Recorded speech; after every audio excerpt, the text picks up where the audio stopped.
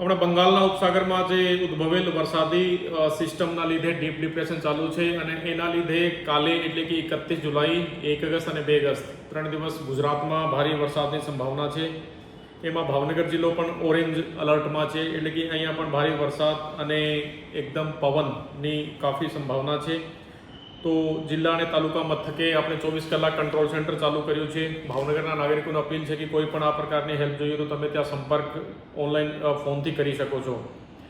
અમે લોકો તમામ અધિકારીઓની રજાએ કેન્સલ કરી છે અને તમામ અધિકારીઓ નીચે તલાટી સુધીને કીધું છે કે ભાઈ આ 3 દિવસ તો 24 કલાક ત્યાં હેડક્વાર્ટર ઉપર જ રહેવાનું છે।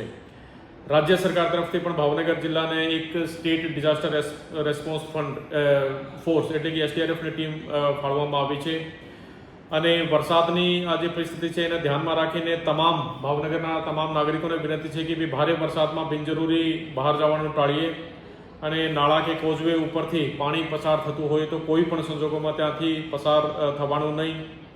ભારે પવન કે વીજળીના વખતે વૃક્ષ કે નીચે કે અસલામત જગ્યા ઉપર જવાનું નહીં અને બિનજરૂરી અફવાઓ ફેલાવવામાં ના આવે તથા મુશ્કેલીના સમયમાં જિલ્લા અને તાલુકા કંટ્રોલ રૂમનો સંપર્ક કરવા વિનંતી છે।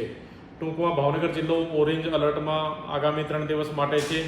તો તમામ નાગરિકોને ફરીથી અપીલ છે કે ભાઈ આ વરસાદની પરિસ્થિતિને ધ્યાનમાં રાખીને બિનજરૂરી બહાર જવાનું ટાળવું અને જે ખુલ્લી વસ્તુઓ છે કોઈ હોર્ડિંગ બેનર છે આ પણ નીકાળી લેવામાં એટલે કે જણાવવામાં આવે છે।